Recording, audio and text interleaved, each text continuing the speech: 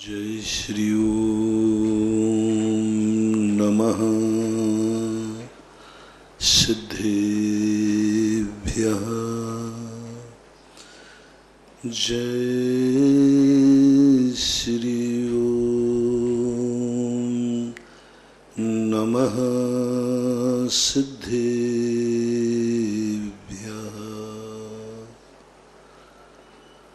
सर्वमंगल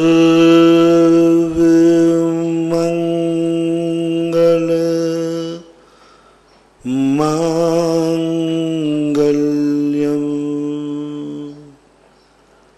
सर्वकल्याण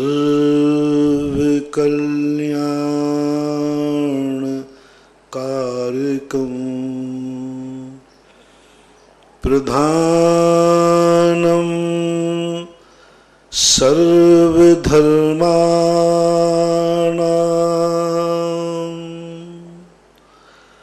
जैनं जयतु शासनं जैनं जयतु शासनं। पंच परमेष्टि भगवान की जय हो। आचार्य श्री गुरुवर कुंद कुंद महाराज की जय हो। आचार्य श्री गुरुवर विद्यासागर महाराज की जय हो। जय हो। परम उपकारी निर्यापक समण मुनि पुंगा श्री सुधासागर जी महाराज की जय। नमोस्तु महाराज। कल अपना प्रसंग चला था, कर्ता स्वतंत्र होता है। करते पने की अनुभूति तो व्यक्ति को अनादिकाल से होती आई और यही कर्तापन व्यक्ति के लिए दुखदाई है। लेकिन उसके साथ एक शब्द कल लगाया था, कर्ता स्वतंत्र होता है। लोग कल के प्रवचन से कुछ चूक भी सकते हैं कि कर्ता हर्ता तो सारी दुनिया मानती है। मैंने कल कर्ते की अनुभूति की बात नहीं कही थी, मैंने कर्ता स्वतंत्र होता है इसकी बात कही थी। स्वतंत्रता पर ध्यान रखना। अनादिकाल से व्यक्ति पर पदार्थों का कर्ता है और जब किसी पर पदार्थ का कर्ता बनता है तो फिर कर्ता की स्वतंत्रता स्वाधीनता नष्ट हो जाती है, क्योंकि उसका कृत्य पर के अधीन हो गया ना। यदि पर नहीं मिलेगा तो वो कर्ता नहीं होगा, तो इसी का नाम तो पराधीनता है। इसलिए कर्तापन की अनुभूति होना तो अहंकार है, संसार है, दुखदाई है, शुपरघातक है। लेकिन कर्ता स्वतंत्र होता है और स्वतंत्रता का अर्थ मैंने कल बताया था, ना मैं किसी के अधीन रहूंगा और ना मैं किसी को अपने अधीन रखूंगा। ना मैं इन जड़ कर्मों से बंधूंगा, ना मैं इन जड़ कर्मों को बांधूंगा। ना ही मैं पर पदार्थ को ग्रहण करूंगा और ना पर पदार्थ की पकड़ में आऊंगा। ना मैं पर पदार्थों से राग करूंगा, ना हम दूसरे को भी अपने से राग करने का मौका देंगे। हम ऐसी दशा को प्राप्त हो जाएंगे जहां मैं तो राग करूंगा ही नहीं, सामने वाला भी राग नहीं कर पाएगा। होती है ऐसी दशा। मैं ऐसी दशा को प्राप्त हो जाऊंगा जहां मैं भी द्वेष नहीं करूंगा, कोई मेरे से भी द्वेष नहीं कर पाएगा। राग की बात आती है। संसार में रह करके भी ऐसा हो सकता है। मोक्ष जाने की बात तो है ही। भक्तांबर में आया ना, यही शांत राग रुच भी परमाणु विस्तुम निर्मापितस्त्र भुवनई के ललाम भूत। हे भगवान, आपके जो परमाणु हैं बहुत सुंदर हैं, बहुत अच्छे हैं, लेकिन आपको देखकर किसी को राग नहीं होता। कैसी सुंदरता, कैसी कर्ता की स्वतंत्रता उन्होंने पाली। दोनों बातें भक्तांबर के अंदर कही। हे भगवान, आप भी कभी मनागपि न राग, मनाक, थोड़ा सा भी राग उत्पन्न नहीं होता। स्वर की देवांगनाएं आपके चारों तरफ घूमती हैं, फिर भी मनाक अपि ना विकार मार्गम, थोड़ा सा भी विकार उत्पन्न नहीं होने देती। कैसी महान आत्मा जो संसार में किसी से रागी नहीं होती। मनागपि न विकार मार्गम, देवांगनाओं के उपस्थित होने पर भी, चलो ये अपने उपादान की बात है कि नहीं होना किसी से प्रभावित, लेकिन सामने वाले को हम कैसे रोक सकते हैं? सामने वाला तो राग कर ही सकता है, और होता ही। कितने लोग हैं जो दूसरे को नहीं चाहते लेकिन दूसरा वाला चाहता है। कितने लोग हैं दूसरे से राग नहीं करते लेकिन सामने वाला राग करता है। जैसे देखो, सीता रावण से राग नहीं करती थी, रावण सीता के राग करता था। कौन रोक सकता है? लेकिन एक आत्मा ऐसी है जो ऐसी दशा को प्राप्त हो जाते हैं जो उनसे कोई राग ही नहीं करता। यही शांत राग रुच भी परमाणु विस्तुम। हे भगवान, ये विचित्रता तो मैंने पहली बार देखी। मैंने बहुत सारे बीतरागी देखे जो दूसरे से राग नहीं करते हैं, लेकिन आप जैसा सुंदर कोई व्यक्ति नहीं देखा जो सुंदर तो हो लेकिन फिर भी कोई राग नहीं करता हो। सुंदर तो है, और सुंदरता तो राग होगा ही होगा, कितने प्रयास करो। अपन संसार का स्वरूप मालूम है, लेकिन हे भगवान, आपकी कितनी सुंदरता। संसार में आपसे बड़ा कोई सुंदर नहीं है, लेकिन गजब है कि आपको देखकर किसी को राग नहीं जागता, पाप नहीं जागता, वासना नहीं जागती, बल्कि आपकी सुंदरता को जितना जितना व्यक्ति निहारता है उतने उतना वो वैराग को प्राप्त होता जाता है। तो ऐसी दशा को जब प्राप्त कर लेता है उसको बोलते हैं वास्तु स्वतंत्र। जैसे हमने कर्ता स्वतंत्र की बात कही थी कल, ये अनुभूति जैसे तुम्हें आ जाए कि अब दुनिया में कोई भी मेरे से राग नहीं कर सकता, मैं ऐसी दशा को प्राप्त हो गया हूं। नहीं तो क्या फर्क पड़ता है? तुम राग नहीं करोगे, सामने वाला राग करके तुम्हारी जिंदगी मिटा देगा। सुदर्शन सेठ को उठा के ले गई रानी, ले गई, क्या करोगे तुम? मनास कर देगा। एक्सीडेंट तुम्हारे से हो ये कोई नियम नहीं, सामने वाला भी तो एक्सीडेंट कर सकता है। क्या करो? तुम नहीं करोगे, तुम राग देने लगे, सामने वाला टकरा जाएगा। उसको तो तुम्हारे हाथ में नहीं है। तुम कितने भी चैंपियन हो जाओ लेकिन सामने वाला टकरा जाएगा।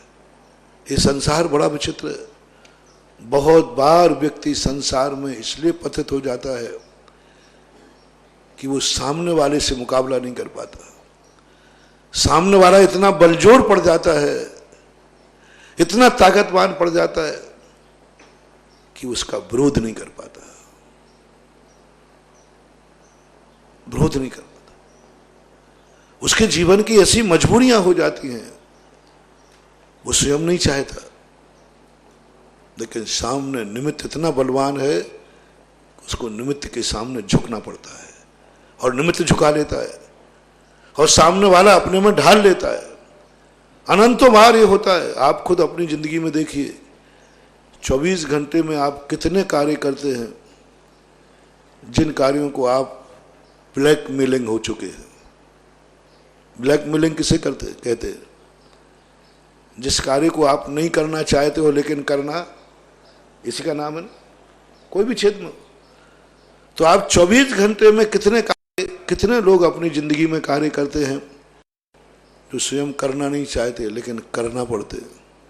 हर व्यक्ति स्वतंत्र होने की साधना कर रहा है, स्वतंत्र होने की चाहत रख रहा है, लेकिन दूसरे को स्वतंत्र करने की सोच भी नहीं रहा है, सोच भी नहीं रहा। बस सबसे बड़ी भूल ये पड़ी है। अनंतों बार ये आत्मा उतने उच्च पद को प्राप्त हो गई जिस पर किसी का वश नहीं है, स्वतंत्र, न किसी के अधीन। इस सागर का अहिमिंद्र बन गया, चक्रवर्ती बन गया, नारायण बन गया, अर्धचक्री बन गया, बहुत सारे पद। जिनमें तुम्हें किसी के अधीन नहीं होना पड़ा, लेकिन फिर भी तुम वास्तु स्वतंत्र का आनंद नहीं ले पाए, क्योंकि तुम दूसरे को स्वतंत्र करने के संबंध में नहीं सोच रहे हो। और जैन दर्शन पहला कहता है तुम बाद में स्वतंत्र होना, पहले जो तुम्हारे अधीन है उनको स्वतंत्र करो, उनको स्वतंत्र करो। स्वतंत्र होने का भाव रखना कोई बड़ी चीज नहीं, हर व्यक्ति स्वतंत्र चाहता है। कौन चाहता है कि मैं दूसरे के अंडर में रहूं? लेकिन यदि आपसे पूछूं कि कितने लोग स्वतंत्र होना चाहते, मैं ऐसा आशीर्वाद दूंगा कि तुम्हारे ऊपर किसी की हुकूमत नहीं होगी, कोई तुम्हें परतंत्र नहीं करेगा, कोई तुम्हें अपने अधीन नहीं करेगा, कोई तुम्हें नौकर दास नहीं बनाएगा। और ये आशीर्वाद कौन कौन व्यक्ति नहीं लेना चाहेगा? ले लोगे? सब ले लो, सब चले, मैं भी उसमें शामिल हूं। सबके भाव आ जाएगा। अब जुर्मानी ने कहा देखो एक आशीर्वाद और, एक के साथ एक आशीर्वाद लेना ही पड़ेगा, नहीं तो ये आशीर्वाद नहीं दूंगा, वापस हो जाएगा।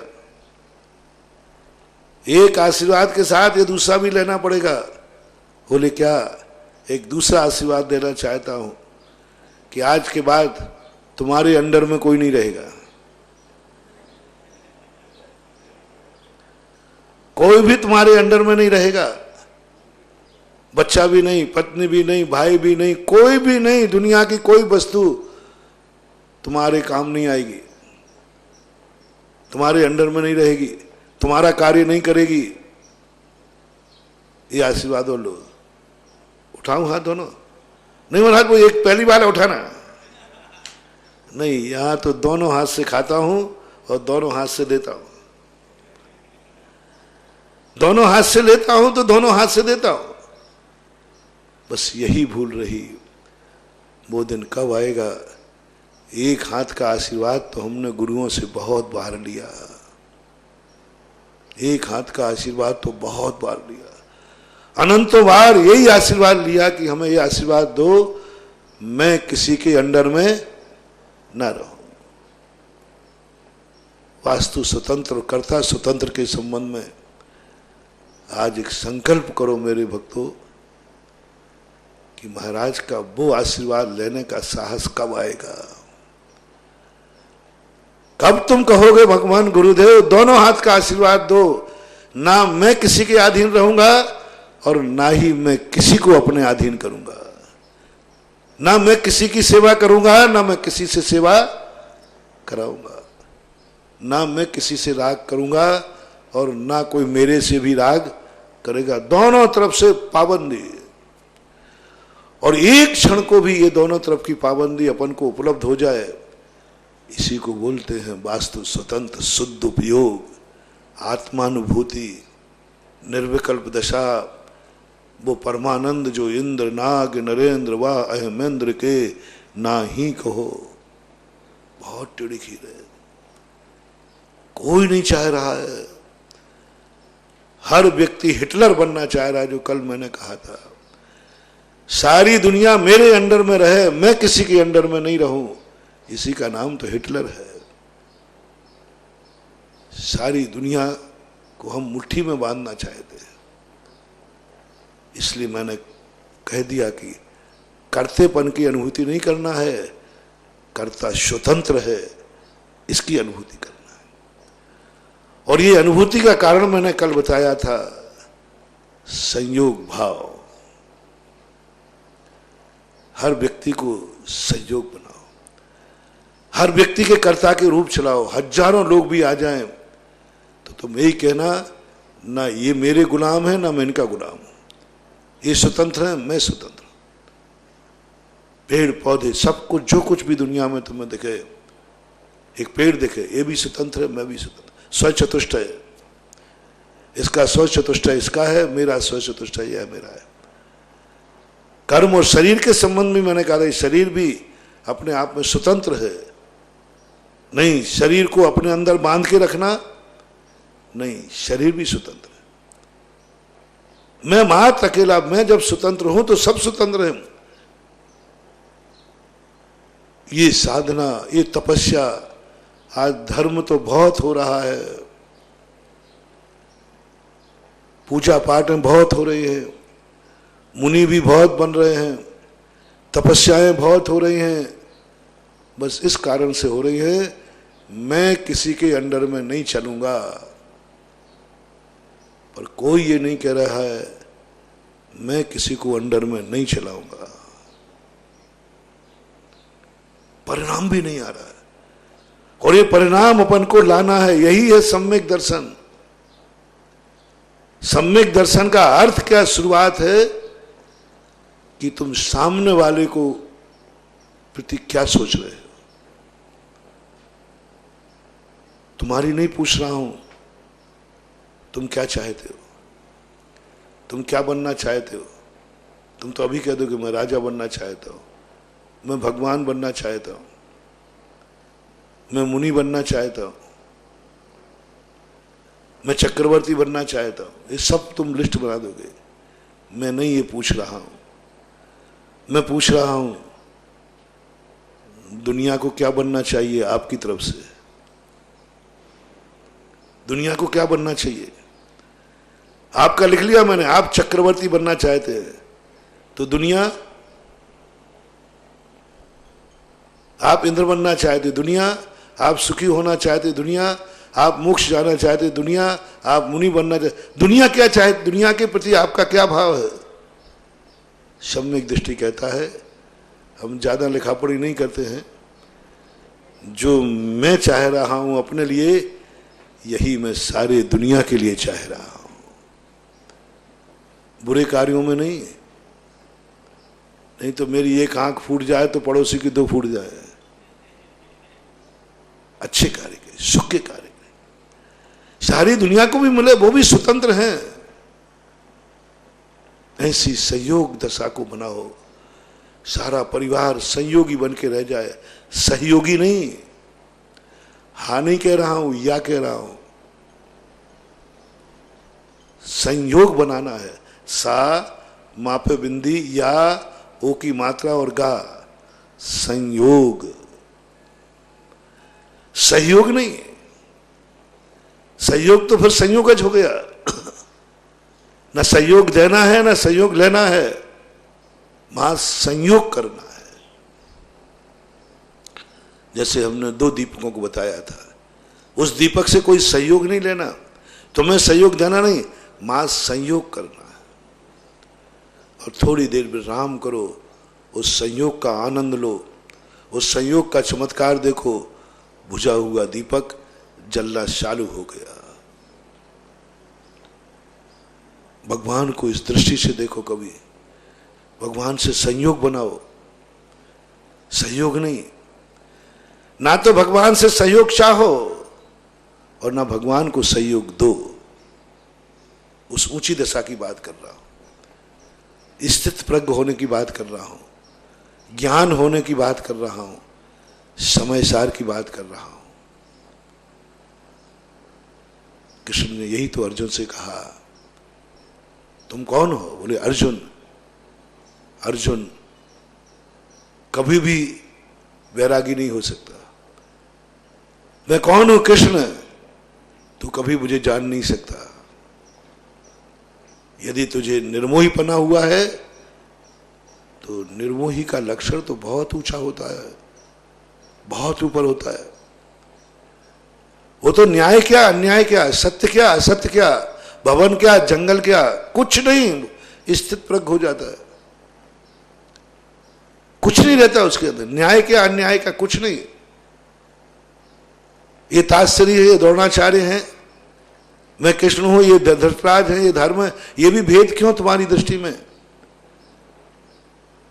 जब तक तुम भीष्मता का भीष्मता मानते रहोगे तब तुम निर्मोही नहीं कहलाओगे, तुम पलायनवादी कहलाओगे। उस ज्ञान युग की जब उपदेश दिया, जो मैंने कल बताया था, आज भी बता रहा हूं, संयोग भाव। तुम मात्र एक संयोग हो, तुम किसी के मारने धरने वाले नहीं हो, तुम मात्र एक साक्षी हो। तब अर्जुन ने कहा मैं वही ज्ञान युग धारण करना चाहता हूं, युद्ध नहीं चाहता हूं। बोले क्यों? युद्ध नहीं चाहते हो? फिर से बोलो। युद्ध नहीं चाहते हो? फिर से बोलो। युद्ध नहीं चाहते हो? बोले किससे? बोले भीष्म पितामह से। यानी युद्ध तो चाहते हो, युद्ध तो तुम चाहते हो, लेकिन भीष्म पितामह से नहीं चाहते। यही तुम्हारा पक्षपात है, यही अन्याय है। यदि दूसरा आ जाए तो, दूसरा आ जाए तो तुम युद्ध चाहते हो। लो, आज के बाद निर्णय करो, मैं किसी से युद्ध नहीं करूंगा। गांडीव धनुष का त्याग करो। और जैसे तुम युद्ध का त्याग करोगे, तुम अर्जुन भी नहीं रहोगे, कोई संबंध नहीं तुम्हारा। नहीं मधुसूदन, मैं इनसे युद्ध नहीं करना चाहते। ये तो तुम्हारा मोह है, ये तो राग है। सारा संसार यही तो कर रहा है। एक शेरनी भी अपने बच्चों को मारती नहीं है, एक बिल्ली भी अपने बच्चों को मुंह से दबा के ले जाती है, लेकिन वो मारती नहीं है क्योंकि उसका बच्चा है। और चूहे का बच्चा आ जाए तो फाड़ देती है। दूसरे का बच्चा आ जाए, शेर यदि हिरणी का बच्चा आ जाए तो फाड़ देता है शेरनी, और अपना बच्चा आ जाए तो मुंह में दबा के ले जाती, उसको कुछ खरोंच भी नहीं लगती। तो तुम्हारे में और शेरनी में क्या अंतर है? बिल्ली में और तुम्हारे में अंतर क्या है? सारा संसार यही तो कर रहा है। अपने लोगों की 1000 गलतियां माफ, दूसरे की। दुर्योधन जब पांडव छल करते तो कहते छल है, कपट है, और स्वयं छल कपट करता तो बोले नहीं, ये धर्म है। ऐसा कौन नहीं कर रहा है? अपने लिए अपनी 100 गलतियां माफ, ये गलती है ही नहीं। अपनों की 1000 गलतियां माफ। ये जब तक चलता रहेगा पार्थ, अर्जुन, तब तक तुम सत्य के दर्शन नहीं कर पाओगे। तुम्हें युद्ध तो करना है, लेकिन भीष्म पितामह से नहीं करना। युद्ध तो करना है, द्रोणाचार्य से नहीं करना। ये ना तुम्हारा धर्म है, ना तुम्हारा कर्म है, तुम कहीं के नहीं हो। तुम बराबर अन्यायी और पक्षपाती दुनिया में कोई नहीं है। योगी वो कहलाता है, ज्ञान योगी वो कहलाता है जो सर्वथा युद्ध का त्याग करता है, संकल्पी विरोधी हिंसा का त्याग करता है। वो कहता है सब मिलकर मुझे मार डालो, लेकिन मैं किसी को नहीं मारूंगा। महावीर स्वामी ने अपने योगी को यही कहा। महावीर स्वामी ने अपने फॉलोवर को यही कहा। उन्होंने कहा, हे श्रमण। श्रमण ने प्रश्न किया कि मैं किसी को नहीं मारूंगा, पक्का है, लेकिन कोई मुझे मार देगा, इसका उपाय क्या है? मैं आपका भक्त हूं, मैं आपका साधु हूं, मैं आपका अनुयायी हूं, मैं किसी को नहीं मारूंगा, पक्का है, वायदा करता हूं, लेकिन मुझे कोई मारेगा, उसका बचने का उपाय क्या है? मैं किसी को गाली नहीं दूंगा, सामने वाला गाली देगा तो उसका उपाय क्या है? मैं किसी को नहीं लूटूंगा, कोई मुझे लूटेगा तो उपाय क्या है? मैं किसी को दुख नहीं दूंगा, कोई मुझे दुख देगा तो उपाय क्या है? उनका उपाय की जरूरत क्या है? क्योंकि मारना उपाय है, मारना पाप है। दूसरा मारता है तो तुम्हारा दुर्गति नहीं होगी। तुम किसी को मारोगे तो हिंसा है, और तुम किसी के द्वारा मारे जाओगे, पाप नहीं है। कौन सा पाप? यदि ये पाप हो जाता तो ना जाने कितने साधुओं को कितनों ने मारा, उनका हित हुआ कि अहित हुआ। देखना जैन दर्शन कहां गहराई पहुंच गया। दूसरे को मारना पाप है, दूसरे के हाथ से मर जाना पाप नहीं है। कोई पाप नहीं। मारने का भाव भी मत करना। महावीर ने हम लोगों को यह त्याग नहीं किया कि जाओ श्रवण, तुम आज के बाद किसी को मारोगे नहीं, मैं आशीर्वाद देता हूं तुम्हें कोई मारेगा नहीं। नहीं दिया, बद परिचय रख दिया, 22 परिचय रख दिए। बोले तुम किसी को दुख नहीं दोगे, तुम्हें तो सारे दुख देंगे। 22 परिचयों में उपसर कर दिए। बोले मार भी सकता है कोई तुम्हें, तो फिर क्या मैं मुनि दूसरों के द्वारा मरने के लिए मरा हूं? बोले हानि क्या है? दूसरा यदि तुम्हें मार देता है तो तुम्हें नुकसान क्या है? कोई हानि नहीं है। जब तक तुम्हारी हानि नहीं हो सकती, जब तक तुम सामने वाले को मारने का भाव नहीं करोगे। तुम मारने का भाव मत करना। तुमने यदि मारने का भाव किया, उसी समय तुम्हारा नाश हो जाएगा। बस तुम एक संकल्प हो जाओ, मारने वाला मार भी डालेगा तो भी मैं उसे मारने का भाव नहीं करेंगे। ये महावीर की सबसे बड़ी साधना है। सारी दुनिया और जैन दर्शन, सारे दुनिया के विचार और महावीर के विचार बस यहीं शिरोमणि हो जाते हैं, यहीं उच्चासन पर बैठ जाते हैं। वो कहते हैं नहीं, तुम किसी के मारने का भाव भी नहीं करोगे और वो तुम्हें मारे जा रहा है, प्राण लिए जा रहा है, सब कुछ कर रहा है, तुम नहीं, कुछ नहीं। तुम यही भाव करो, यही भाव करो, कोई बात नहीं। राजा ने गले में सांप डाल दिया। भगवान, इसने सांप डाला, मेरे ऊपर क्या उपाय है? बोले तुम्हारा क्या बिगड़ गया? तुम्हारे लिए क्या हो नुकसान हो गया? बोले मेरी, तुम साधु काय के लिए बने, पहले तो ये बता दो। मैं साधु बना हूं कर्मों की निर्जरा करने के लिए। ये कर्मों से मैं परेशान हूं, तो बस तुम्हारा तो डबल काम हुआ। जो कर्मों की निर्जरा तपस्या से नहीं कटना थी आज रात में, वो उसके सांप डालने से कट गई। जो काम तुम्हें करना था वो उसने कर दिया, तो उसको नाराज होने की क्या जरूरत है? मैं रात भर सो नहीं पाया। बोले सोते तो कर्मों की निर्जरा नहीं होती, कम से कम उसके कारण तुम जागते रहे, ध्यान में रहे, विशुद्धि बढ़ती रही, वेद विज्ञान होता रहा। जितनी तुमने रात भर में कमाई की दी है वो उसको दे दो जिसने तुम्हें सांप डाला है, फिर तुम्हारे लिए मैं दे देता हूं। जब कोई साधु को बुरा विचारता है, साधु को गाली देता है, सम्यक दृष्टि का कोई अहित करता है, सुनो सम्यक दृष्टियों, देशवृत्तियों, महावृत्तियों, महावीर के अनुयायियों, धर्मात्माओं, सज्जनों, सब सुने, सब सुने। जब सामने वाला तुम्हारे लिए गाली देता है, कोई अहित करता है, उस समय तुम समता में चले जाओ। उस समय इतनी कमाई होती है, ऐसे ऐसे पापों का क्षय होता है और पुण्य का बंध होता है। महावीर स्वामी कहते, उदाहरण के रूप में मैं दे रहा हूं, जिसने सांप डाला रात भर में, पूरी रात महाराज बैठे रहे, वेद विज्ञान चलता रहा, गजब का पुण्य। जिनवाणी कहती है, महावीर कहते हैं, बोले इसके प्रति मैं क्या करूं, इसने रात भर मुझे दुख दिया है।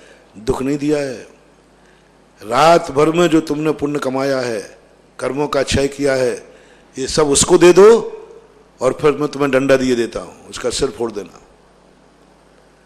जब भगवान ने हिसाब बताया कि ये लिस्ट है तेरे रात भर की, ये लिस्ट है जब गले में सांप डाला रहा, इतना पुण्यबंध हुआ, बदले में देना है? नहीं भगवान, उससे कह दो वो कल और डाल दे, इसमें तो इतनी कमाई हो गई। सुकौशल महाराज को शेरनी खा रही है, मरने में कहां घाटा है? अपने परिणाम मत बिगाड़ो। सामने वाला प्राण ले रहा है, लेने दो। गाली दे रहा है, देने दो। आग लगा रहा है, लगाने दो। दुखी कर रहा है, देने दो। उससे तुम्हारा कुछ नहीं, बस तुम उसके प्रति भाव मत करना। सुकौशल महाराज बैठ गए, शेरनी खा रही है, इन्होंने कोई भाव नहीं किया, केवल ज्ञान प्राप्त हो गया। अब शेरनी पर तुम्हें दुख करना नहीं, महाराज इतना तो सहन नहीं करूंगा। अब मैं तुम्हें दो बातें रखता हूं सम्यक दृष्टि की परीक्षा के लिए। एक और केवल ज्ञान प्राप्त हो जाएगा, लेकिन तुम्हारे लिए जिंदा में शेरनी खा जाएगी।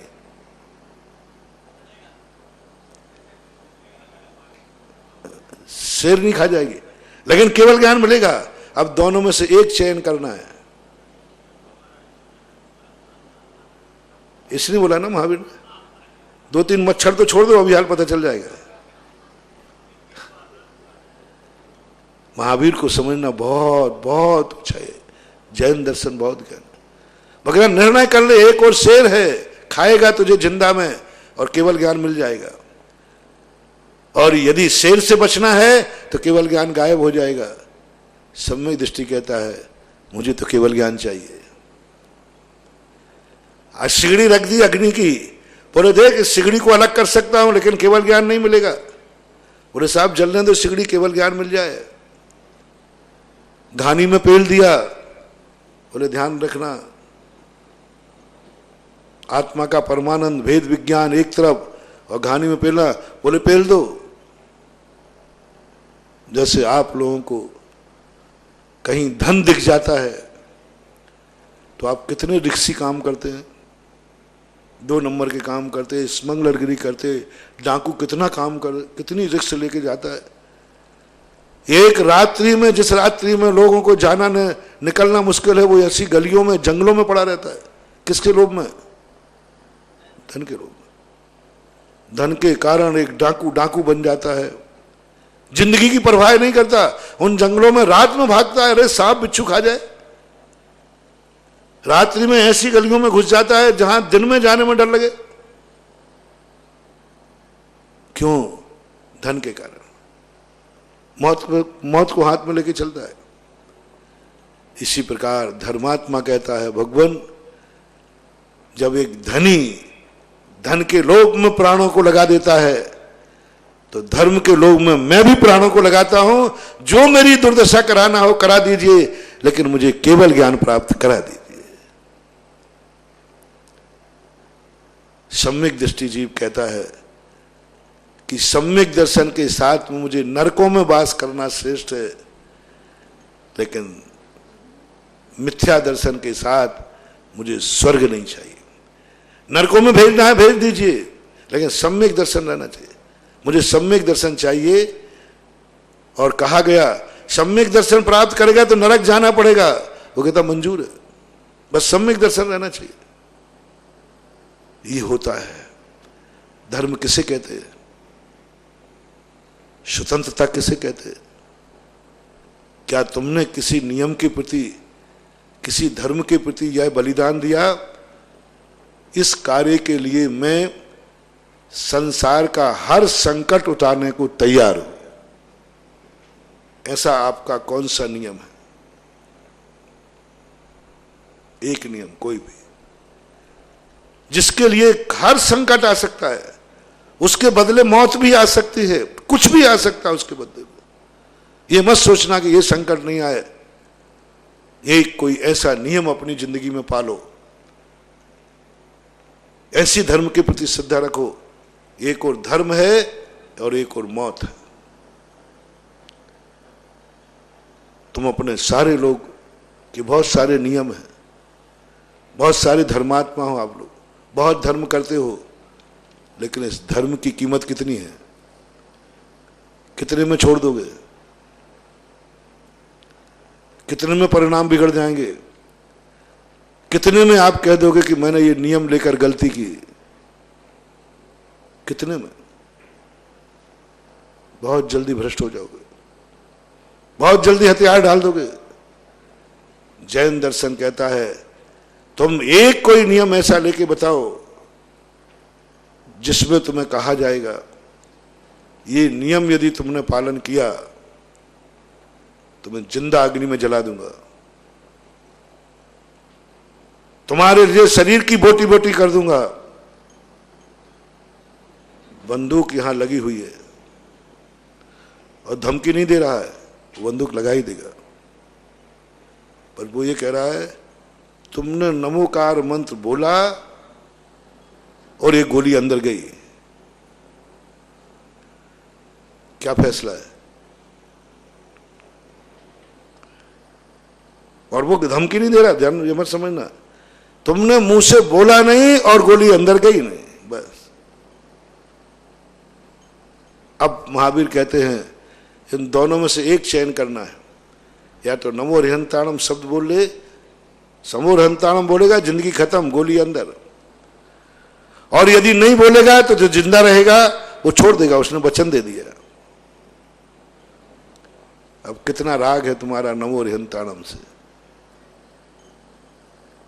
कितने % फेल हो जाएंगे महाराज? परसेंटेज मत लगा, 100 के ऊपर कोई % हो तो लगा लेना। संसार का राग भी जितना रागियों से होता है उससे कमजोर राग है तुम्हारा धर्म का। पापियों का जिसका पाप से राग होता है उतना तुम्हारा राग धर्म से नहीं, पुण्य से नहीं। पापियों का राग देखो आप कितना है। पापी जिससे राग करता है मर जाता है, मर जाता है, उसके लिए लुट जाता है। एक जुआरी देखो जुआ से इतना राग करता है, इतना राग करता है कि अपनी सारी संपत्ति लुटा देता है, भाइयों को भी दांव पर लगा देता है। क्या बलिदान, मैं तो गजब है। इतना बलिदान तुम्हारे मन में आ जाए, बस उतना ही बलिदान करना है। इतना बलिदान के सब कुछ दांव पर लगा दिया, कुछ नहीं बचा। भाइयों को लगा दिया, पत्नी को लगा दिया, द्रौपदी को सब दांव पर लगा दिया, वनवास के आगे। बस इसी का नाम तो मुनि दीक्षा, और है क्या? वो जुआ पे लगाए हैं, वहां अहंकार में लगाया, यहां कह दे मैं धर्म के काटर, क्योंकि धर्म की किताब में लिखा है जब तक ये परिवार तुम्हारे साथ है, धन दौलत साथ है, जब तक तुम मकान में हो तब तक तुम मुनि नहीं बन सकते। सम्यक दृष्टि कहता है इतनी सी बात है, लो मैं सब दाव पे लगाता हूं और सब छोड़ता हूं। कोटि 18 घोड़े छोड़े 84 लख हाथी, इत्यादि जग संपत्ति छोड़ी जीरण तृण सम त्यागी। दोनों में कोई अंतर नहीं है। वहां भी देखो कितना निर्मोही होकर लगा रहा है, मान कसाय में लगा रहा है, और ये स्वाभिमान के साथ सब फेंक लो, मैंने सब छोड़ा, मुझे मुनि बनना है, मुझे धर्म करना है। तो पापियों में तो समर्पण देखा जा रहा है, पापियों में तो समर्पण। आज भी कितने जुआरी है, एक दिन मैंने कहा था, जो जुआ के प्रति इतने समर्पित है कि अपनी सारी संपत्ति जो पसीने की कमाई है उसमें लगाने को तैयार है, अपनी पत्नी का मंगल सूत्र भी लगाने को तैयार है। एक पापी की बात कर रहा हूं। ऐसा कौन सा धर्मात्मा है गृहस्थ जो अपनी जैसे वो कर रहा है ऐसी सारी संपत्ति, सारी कमाई, मंगल सूत्र तक भगवान के लिए और धर्म को लगाने को तैयार है, मंदिर के लिए लगाने को तैयार है, भगवान को लगाने के तैयार है, धर्म के लिए चलना तैयार है, दान के लिए तैयार है, दान के लिए तैयार। मैं दान दूंगा, मुझे मंगल सूत्र भी देना पड़े तो दे दूंगा, सारी जायदाद लगा दूंगा। हरिश्चंद्र जैसे एक आध कुछ को छोड़ करके बाकी अभी तक तो पैदा हुए नहीं। कोई एक दो बात अलग है, लेकिन जुआ में जिनको लगन लगी है वो जुआ के कारण से सब कुछ लुटाने वाले दुनिया में कितने हैं? 100, 1000, लाख। मुझे दिखता है 130 करोड़ में 1 करोड़ निकल आएंगे। लेकिन यहां एक पापी शराब के लिए शराब पीता है, इसमें करता है, उसका इतना दीवाना हो जाता है, वो इतनी उसकी लत पड़ जाती है कि घर में ही चोरी करने लग जाता है। मां के आभूषण उठा के बेच देता है, मां का मंगल सूत्र बेचाता, पत्नी का नहीं, मां का मंगल सूत्र बेच देता है। किसके लिए? एक स्मैक के लिए, एक बोतल के लिए। ये लत, क्या किसी को ऐसी कोई धर्म की लत पड़ी है कि उसको धर्म की लत, एक स्मैक की लत और एक धर्मात्मा की लत? क्या तुम्हें कोई ऐसे धर्म करने की लत पड़ी है जिसमें तुम्हें कुछ भी लुटाने को तैयार होना पड़े, कुछ भी मिटाने को तैयार होना पड़े? क्यों? कोई पूछे मेरी लत है, बेटा तूने ये मेरा मंगलसूत्र क्यों रहा? बोले मां तेरे बिना रह सकता हूं, लेकिन इस मेघ के बिना नहीं रह सकता, तेरे बिना रह सकता हूं, और तू मंगलसूत्र के बिना रह जाएगी, लेकिन मैं शराब के बिना नहीं रह सकता। ऐसे की संख्या कितनी है भारत में? बहुत। ऐसे कितने लोग हैं जो ये कह सके मैं धर्म के बिना नहीं रह सकता, मैं दान के बिना नहीं रह सकता, मैं पूजा के बिना नहीं रह सकता, मैं अभिषेक के बिना नहीं रह सकता, नहीं रह सकता। सही नियम होना चाहिए। लॉकडाउन तोड़ने के लिए नियम नहीं, महाराज हम लॉकडाउन में ऐसा नियम ले लें तो, पर नियम पक्का होना चाहिए। हर समय ये नियम पलना चाहिए। संसार के कार्य आए तब भी पलना चाहिए, बारात में जाए तब भी पलना चाहिए, तेरी शादी हो रही है तब भी पलना चाहिए, घर में कोई मौत के मुख में है तब भी पलना चाहिए। हर स्थान पर जीवन भर पूरी दुनिया एक तरफ और तुम्हारा नियम एक तरफ होना चाहिए, तब कहीं जाकर के कहलाता है कि इसने धर्म को स्वीकार कर लिया। पापियों में तो पाप के प्रति समर्पण बहुत है। डाकू भी डाका डालने के लिए इतनी रिस्क उठाता है। कौन व्यक्ति है जो धर्म के लिए इतनी रिस्क उठाए, धर्म के लिए रिस्क उठाए? कर सकता था। धर्म की लगन होती तो तुम सरकार का हर नियम पालते हुए भगवान का दर्शन कर सकते थे, कर सकते थे, लेकिन रिस्क थी उसमें। कुछ भी हो सकता है। जैसे डाकू रिस्क उठाता है, ऐसा तुम रिस्क उठाते भगवान के दर्शन के लिए, तो तुम्हें दर्शन मिल जाते। ऐसे समय डाकुओं ने डाके भी डाले, वे तो कोरोना को नहीं डरे। दूसरे के घर में उसका डाका डाल रहे, अरे भाई वहां कोरोना लग जाएगा तो वो कह लगेगा, ऐसे ही तुम साहस दिखा दे? नहीं कर सकते। जैन दर्शन यही कहता है कि तुम अपने आप को प्रस्तुत तो करो, तुम्हारे कुछ नहीं करना, तुम्हारा कोई नुकसान होने वाला नहीं, मर जाओ वो मार डालेगा। इसलिए महावीर ने अपने मुनि के लिए बचने का कोई उपाय नहीं दिया। सारे दुनिया के विचारकों ने, सिद्धांतवादियों ने, संप्रदायों ने अपने भक्तों को तलवार दी, त्रिशूल दी, ढाल दिया, मंत्र दिए, दिव्य मंत्र दिए।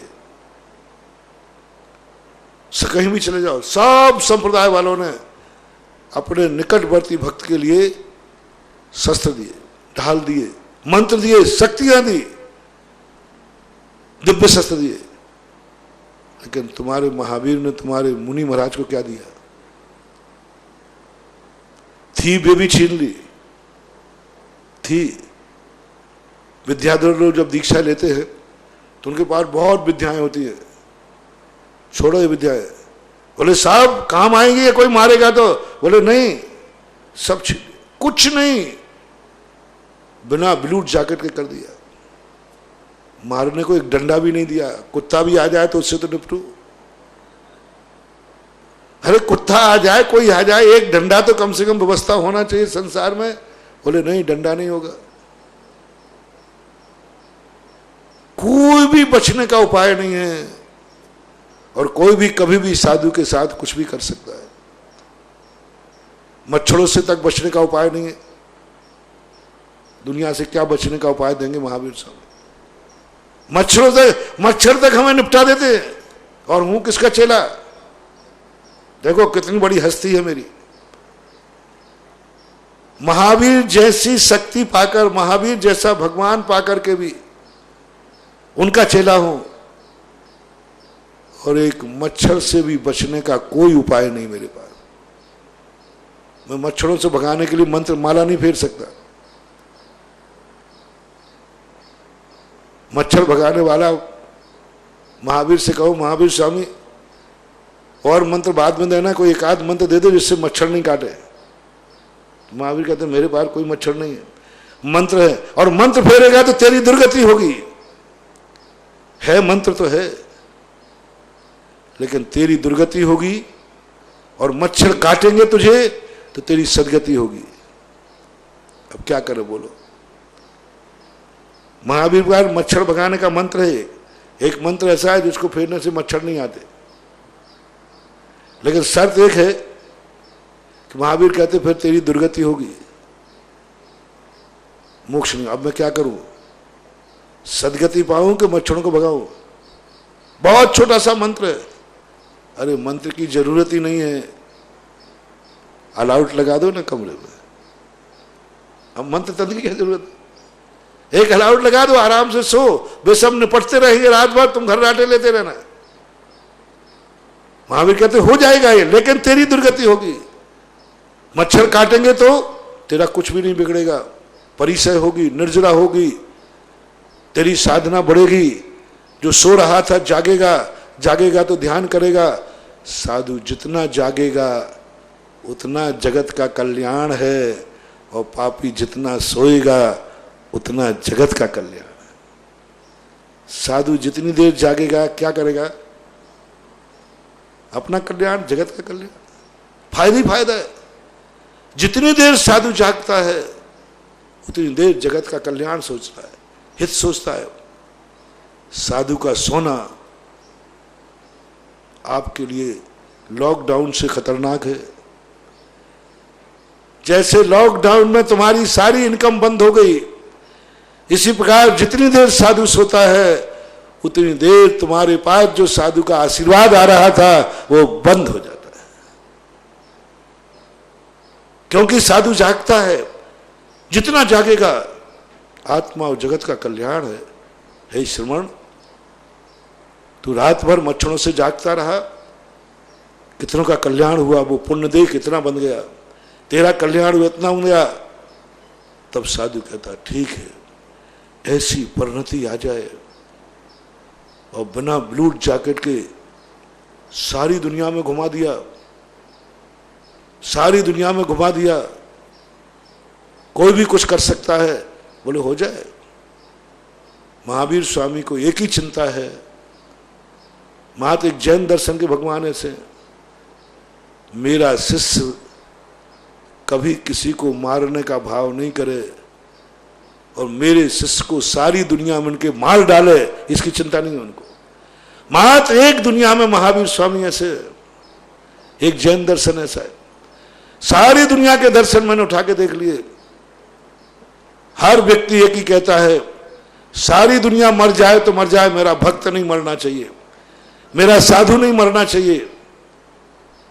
वे भक्तों को दिव्य अस्त्र दे देते, उन भक्तों को मंत्र शक्तियां दे देते, सबको मार डालना, लेकिन मेरा भक्त नहीं मरना चाहिए। और महावीर क्या कहते हैं? बस एक ही चिंता है महावीर स्वामी को, मेरे भक्त में किसी को मारने का भाव भी ना आवे, और चाहे चाहे सारी दुनिया मिलकर के अभिमन्यु जैसा मेरे मुनि को मार डाले तो मुझे कोई फिक्र नहीं, मुनि को जला डाले कोई फिक्र नहीं, इसकी कोई चिंता नहीं है महावीर को। घानी में पेल डाले कोई चिंता नहीं, शेरनी खा ले वे कोई चिंता नहीं, वध कर डाले कोई चिंता नहीं। बस चिंता एक है कि मेरा साधु एक चींटी को भी मारने का भाव न कर ले। सारे शास्त्रों में उपदेश है, श्रवण, ये घास का जीव नहीं मर जाए देख के चल, हे श्रवण, चींटी नहीं मर जाए देख के चल। अरे सारे दुनिया की चिंता कर रहा है, मेरी भी तो कोई चिंता करोगे कि नहीं, कि मुझे कोई नहीं मार देवे। कई शिष्य तो महावीर की ये बात सुन सुन के चिड़चिड़े हो जाते, कई जैनी जैन धर्म छोड़ देते। अरे जब देखो जब ये चींटी नहीं मर जाए, ये पानी में जीव है ना, देखो पानी में जीव, ये नहीं मर जाए तेरे हाथ से। गर्म पानी लेना, ठंडा नहीं लेना, घास पे पैर नहीं रखना, क्यों? ये छोटे छोटे जीव हैं। चातुर्मांग विहार नहीं करना, क्योंकि छोटे छोटे जीव हैं, ये मर जाएंगे। मर गए। हे महावीर स्वामी, एक बार तो कह दे कि मुझे तेरी चिंता है, तू नहीं मर जाए। महावीर कहते तेरे मरने से तेरा घाटा ही नहीं है, तो मैं क्यों करूं तुझे जिंदा रहने का? तू जिंदा रहेगा तब भी तेरे लिए घाटा नहीं, और तू मर भी जाएगा तो तुझे घाटा नहीं, इसलिए मुझे तेरे मरने की चिंता नहीं है। सबसे बड़ा घाटा तो तेरा है, तेरे से एक चींटी भी मर जाएगी तो तेरा मुनि पद चला जाएगा, और सारी दुनिया तुम्हें मार भी देगी तो तुम मुनि से अरहंत बन जाएगा। जैसे सुकौशल महाराज शेरनी खा गए। एक ही बात है सुकौशल महाराज, शेरनी को मारने का भाव मत करना, इसके प्रति देश भाव मत करना, तो ये मुझे खा रही है, खाने दो, तुम भाव मत करना। देखो चमत्कार क्या होता है। नहीं किया उन्होंने, केवल ज्ञान हो गया। मात्र कला जैन दर्शन की आई है, और जैन दर्शन सबसे पहले कहता है तुम दूसरे को मारना छोड़ो, तुम दूसरे का बुरा विचारना छोड़ो, तुम दूसरे को दास बनाना छोड़ो, तुम दूसरे को बंदी बनाना छोड़ो, तुम हुकूमत चलाना छोड़ो। फिर दूसरी साधना में तुम्हें आशीर्वाद में दूंगा, अब कोई तुम्हारे ऊपर हुकूमत नहीं चलाएगी, तुम्हें नहीं करना भावना। कोई भी साधना ये नहीं है हमारे शास्त्रों में कि मैं आज के बाद मैं किसी का दास नहीं बनूंगा, आज के बाद मेरे से बड़ा कोई मालिक नहीं होगा। ऐसा कोई भी व्रत नहीं है, कोई नियम नहीं है, कोई नियम नहीं शास्त्र में।